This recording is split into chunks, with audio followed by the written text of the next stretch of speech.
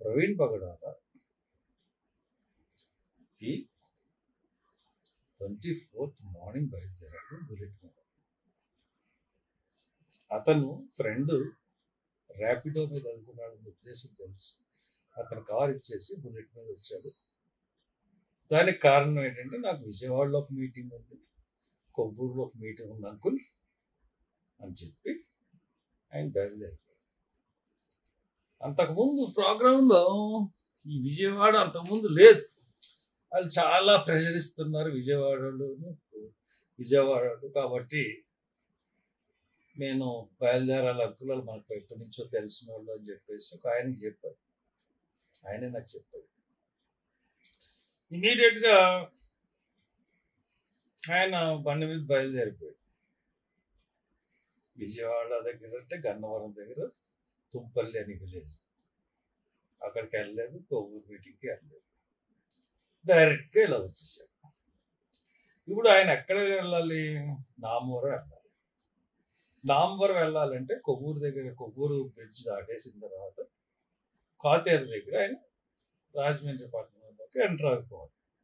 ఇక్కడి నుంచి వెళ్ళి అక్కడికి కోర్టూరు బస్ స్టాండ్ మీదుగా వెళ్ళిపోవడం దగ్గర, లేదంటే కొంతమూరు దగ్గర ఆయన దిగిపోయి రావాలి. కానీ దివాన్ చెరువు వైపు వెళ్తే ఇట్స్ ఆల్ రౌండ్. అసలు అక్కడ అటేపు వెళ్ళాల్సిన అవసరం లేదు, కానీ మోటార్ సైకిల్ అటే పెట్టి. ఈ మోటార్ సైకిల్ నడిపినోడు ఫేక్ అని ఎందుకు చెప్తున్నావు? ఎక్కడ అతను హెల్మెట్ తీయలేదు, ఎక్కడ క్లారిటీ లేదు మొహం, పైగా మీటింగ్లకు వెళ్ళాల్సింది ఆ మీటింగ్లకు వెళ్ళలేదు. వాళ్ళని కూడా మేనేజ్ చేశారన్న విషయం తెలుసు. వాళ్ళని కూడా సాక్షుల్లో పెడతాం. వాళ్ళని కూడా కుట్రదారులుగా కూడా ఆయన్ని కూడా పెట్టాల్సి ఉంటుంది. విజయవాడ మీటింగ్ ఆర్గనైజ్ చేసిన జోసెఫ్ ఉన్నారు, అతన్ని, వీళ్ళందరినీ కూడా దాంట్లో చేరుస్తాం కుట్రదారులు. కంగారు పడతారు. ఇవాళ సర్టిఫికేట్స్ అవి తీసుకుంటాం, రేపు పోస్ట్ మార్టంగా ఇస్తాం. ఇప్పుడు అక్కడి నుంచి బయలుదేరిన విజయవాడ వెళ్లకుండా అంత గమ్మున ఇక్కడికి రావాల్సిన పని లేదు. ఆయన వచ్చిందే మీటింగ్లకు అటెండ్ అవ్వాలి, కానీ వైన్ షాపుల్లో మటు అటెండ్ అయ్యాడు. అది బోగస్ అన్నది ప్రపంచాన్ని అందరికీ తెలిసిపోయింది. ఇప్పుడు ఎవరు కూడా నమ్మే పరిస్థితుల్లో లేరు. ఇప్పుడు ఒకవేళ యాక్సిడెంటే అనుకుంటే, యాక్సిడెంట్ అయితే అతను బ్యాంక్ అకౌంట్స్ ఎందుకు సీజ్ చేశారు? యాక్సిడెంట్ అనుకుంటే అతను కంప్యూటర్ ఎందుకు తీసుకెళ్ళిపోయారు? ల్యాప్టాప్ ఎందుకు తీసుకెళ్ళిపోయారు? ఐప్యాడ్ ఎందుకు తీసుకెళ్ళిపోయారు? మీరు కేసుకి మీరు చేసిన ఇన్వెస్టిగేషన్కి పోలీసులకు సంబంధం ఉందా? అంటే ఇది హైలీ కాన్స్పిరసీ. ఫస్ట్ నేను చెప్తున్నా, హైలీ కాన్స్పిరసీ మర్డర్.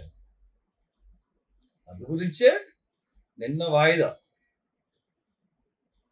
వాదించాలి ఆయన. నిన్న దాని గురించి ఒకవేళ నిన్న వాదించాల్సి వస్తే ప్రమాదంలో పడతాం. ఫ్యూచర్లో కూడా వాయిదా పడింది కాబట్టి ఫ్యూచర్లో కూడా ఇదని ప్రమాదం. ఆ బిల్లులు యాంటీ అంటే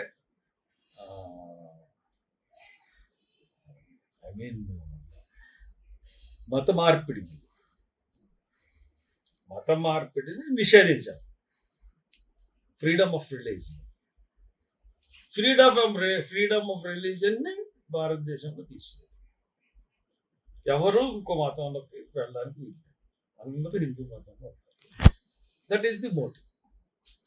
అందు గురించి కొన్ని రాష్ట్రాలు ఆ బిల్లుల్ని ఆమోదించినాయి. దానికి వ్యతిరేకంగా బిల్లు పడింది. దాంట్లో ఈయన వెళ్ళాడు, దాంట్లోకి ఆయన వాదిస్తున్నాడు. నేనే వాదిస్తానన్నాడు. తక్కిన వాళ్ళందరూ కూడా లాయర్స్ని పెట్టుకున్నాడు. ఈయన దగ్గర ఎటువంటి మెటీరియల్ ఉందో తెలియక ఇతనికి ఫేవర్గానే జడ్జిమెంట్ వస్తుంది. మొత్తం మనం ఏదైతే ప్లాన్ వేసుకుని ఎప్పటి నుంచో మనం చేద్దాం అనుకున్నదంతా ఇదైపోతుందనే ఉద్దేశంతో అతన్ని పట్టుబట్టారు. సో అది మా ఇన్వెస్టిగేషన్, అది కావాల్సింది. అందరూ కోరుకునేది కూడా అదే. ఎవరు చేశారు, ఎందుకు చేశారు, వ్యాపారం వాళ్ళు చేశారు. మా అనుమానం మేము చెప్పాం. మా అనుమానానికి కారణాలు ఏంటి? మోటివ్ బిల్లు కనబడుతుంది, ఇంకోటి బ్యాంక్స్ అకౌంట్స్ సీజ్ చేశారు, కంప్యూటర్ ల్యాప్టాప్ ఐప్యాడ్స్ సీజ్ చేశారు, ఇక్కడున్న ల్యాప్టాప్ తీసుకెళ్ళిపోయారు, సెల్ ఫోన్ తీసుకెళ్ళిపోయారు. అఫ్ కోర్స్ బాడీ దగ్గర ఉన్నాయి తీసుకెళ్ళడం అన్నది సహజం. ఇంటికి వెళ్ళి తీసుకెళ్లాల్సిన అవసరం అయితే లేదు కదా, దాంట్లో మెటీరియల్ ఉండాలి అన్న ఉద్దేశం. సో అందు గురించి మేము దీంట్లో ఐజీని పూర్తిగా అనుమానిస్తున్నాం. అంత కేసును తారుమారు చేసిందే ఐజీ, తర్వాత ఎస్పీ. ఐఓస్కి ఏం తెలీదు, పైన నుంచి ఏం ఆదేశాలు వచ్చినాయో, ఎక్కడెక్కడ ఇన్వెస్టిగేషన్ చేయమన్నారు. పైగా ఏం చేశారు, ఏం చేశారు పైగా మనకి ఒకటి చేశారు.